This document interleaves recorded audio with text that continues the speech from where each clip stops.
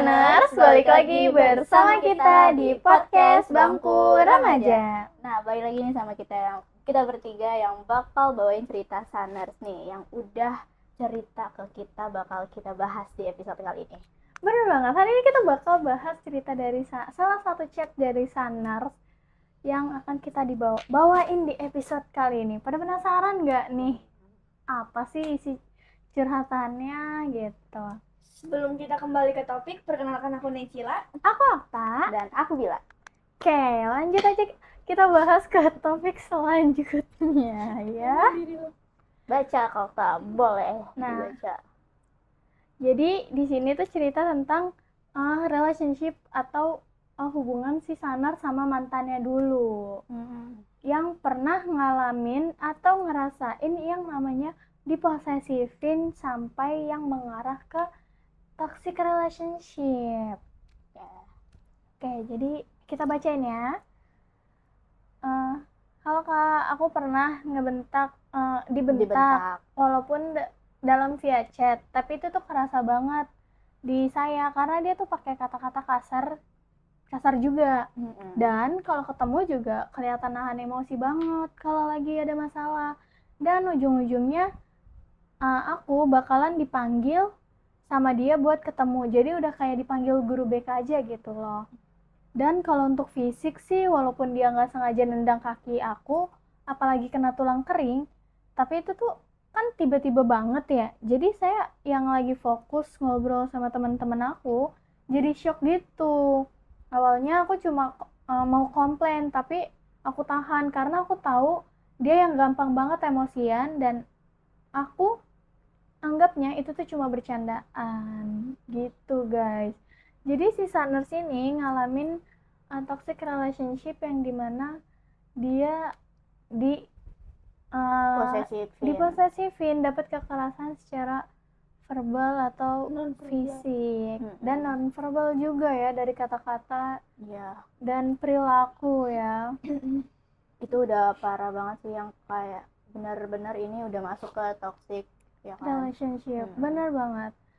Dan kalau misalkan di suatu hubungan ya diposesifin, mungkin itu wajar nggak sih? Kalau diposesifinnya secara hal yang sewajarnya, batas normal lah gitu. Ya, batas normal suatu hubungan gitu ya. Apalagi di sini kalian statusnya masih berpacaran, belum ke jenjang yang lebih serius gitu kayak pernikahan. Mungkin menurut aku masih wajar kalau sewajarnya diposesifin. Cuma kalau udah mengarah ke terlalu toksik, ini udah red flag banget sih ya. Lagi sampai kayak gitu, sampai main fisik lah ya. Bener banget. Nah, gimana nih tanggapan kalian berdua terkait dari cerita Sanars ini?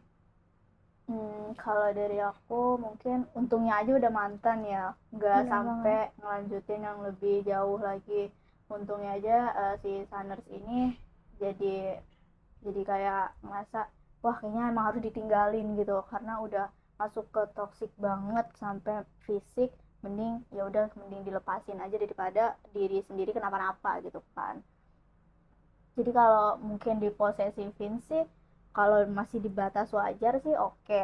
Tapi kalau udah yang benar-benar sampai kita risih, itu nggak baik banget buat kita. Jadi mending ditinggalin aja.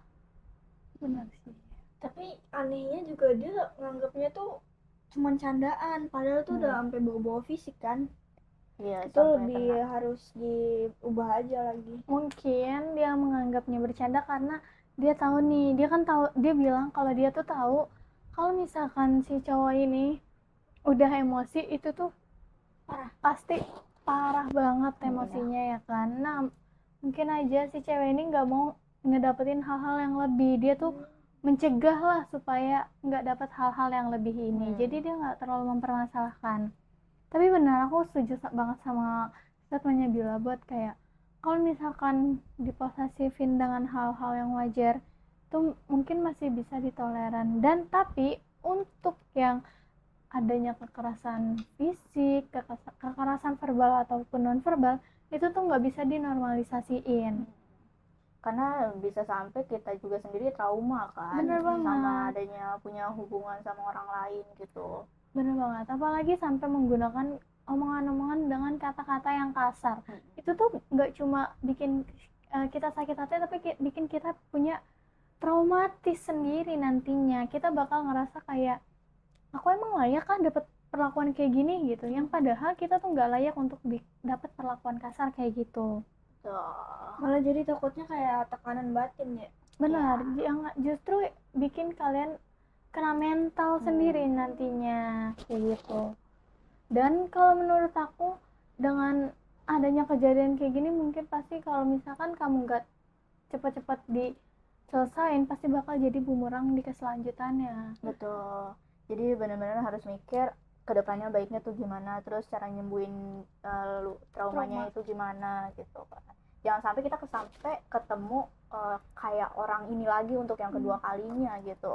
Nah, bener banget, karena nggak banyak juga orang-orang yang bisa memperlakukan orang lain tuh dengan baik. Mereka tuh rata-rata, mungkin nggak rata-rata ya, nggak banyak, tapi nggak dikit juga orang yang mengandalkan emosionalnya untuk menyakiti orang lain. Entah dengan dia setelah itu bilang, aku nggak sengaja, aku kelapasan, lost control sama emosi aku. Itu tuh tetap aja sama dengan kalau dia itu nggak bisa kontrol emosinya, dia nggak bisa ngebedain mana harus yang dikontrol secara berlebih, mana yang enggak, kayak gitu. Iya, jadi kita juga harus mikir kalau kita lost control nih, jadi kita harus mikir juga kedepannya buat si orang itu trauma berat atau enggak gitu kan. Bener banget. Dan lagi-lagi tentang isu batin dari si orang ini kayak gitu. Dan pastinya orang ini juga bakal mikir, kalau misalkan aku mulai dengan yang baru, pasti bakal mikir apa dapat hal yang sama ya gitu. Tapi balik lagi, kalau misalkan kita bisa seleksi lagi, kita coba pilih-pilih lagi buat lebih paham sama kondisinya, mungkin kita nggak akan bisa nemuin orang yang kayak gitu lagi. Meminimalisir mungkin ya. Iya. Jadi jangan sampai hal yang kayak gitu di pikiran kita tuh kayak masuk ke candaan gitu. Bener banget. Dan kalau misalkan kayak gini, kejadian-kejadian kayak gini yang udah mengarah ke fisik, itu tuh bukan candaan. Itu tuh lebih ke emosional mereka terhadap kita kayak gitu. Jadi penting banget ya buat ngontrol emosi sama siapapun. Betul. Bener banget. Dan kalau bisa lebih buat berani untuk speak up. Iya. Beraniin diri untuk speak up ke orang sekitar mungkin ya. Kalau misalkan kita nggak berani speak up ke orang itu langsung karena keterbelakangan lost kontrol emosionalnya dia kayak gitu.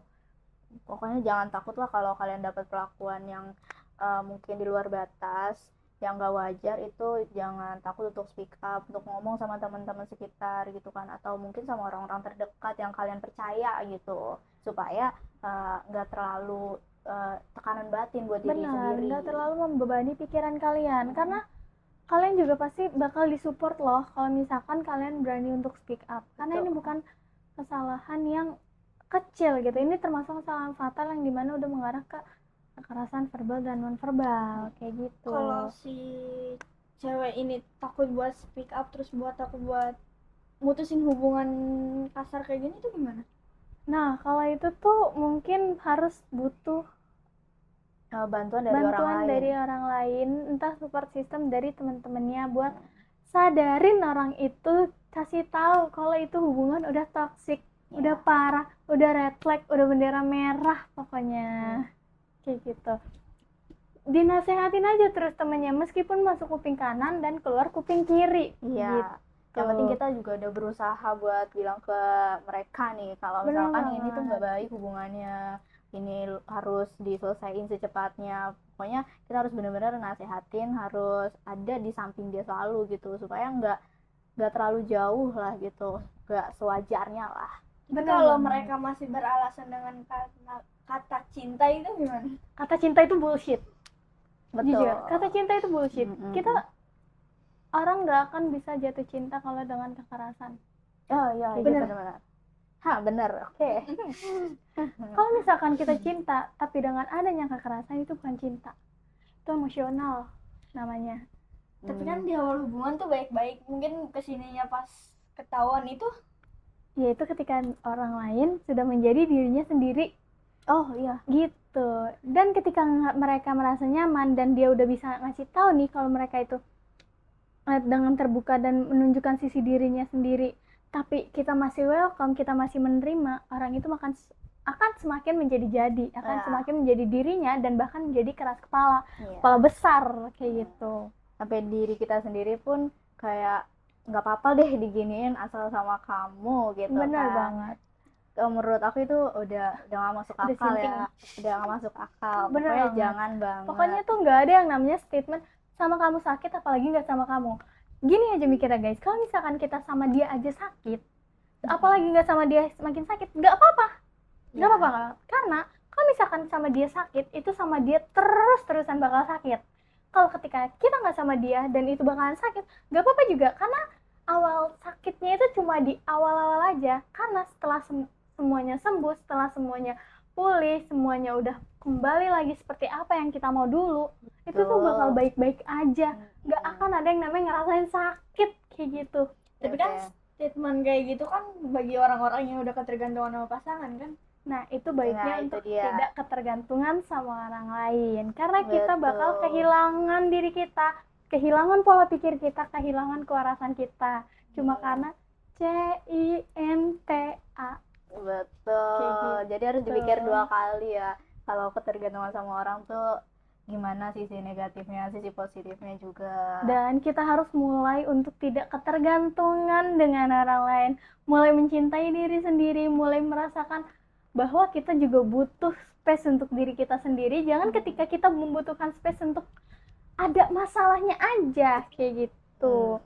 Jangan ketika kita butuh space ketika kita ada masalah, tapi ketika kita nggak ada masalah kita ketergantungan sama orang, itu jangan kayak gitu ya. Iya, sama aja toxic ya teman-teman. Bener banget, itu toxic relationship, itu termasuk hubungan red flag, hubungan merah, bendera merah itu udah di zona merah kayak gitu. Pokoknya harus cepet-cepet diselesaikan, harus cepet-cepet di stop pokoknya. Bener banget, dan kita harus bisa bener-bener milih pasangan yang baik, yang nggak melakukan kekerasan secara verbal ataupun non verbal.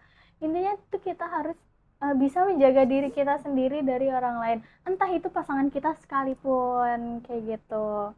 Karena kita nggak berhak untuk mendapatkan perlakuan seperti itu kayak gitu. Setuju, karena cintai diri sendiri ya teman-teman, jangan sampai diri sendiri tuh sakit cuma gara-gara orang lain gitu.